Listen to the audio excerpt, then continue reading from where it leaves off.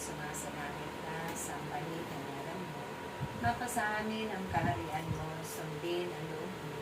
Dito sa lupa, parang sa langit. Bigyan mo po kami ng aming kakainin sa araw-araw at patawarin mo kami sa aming mga sala para ng pagpapatawad namin sa nagkakasala sa amin. At huwag mo kami ipaintulot sa puso at iadya mo kami sa lahat ng kasamahan. Ate Maria, napupuno ka ng grasya, ang Panginoong Diyos ay sumasa iyo.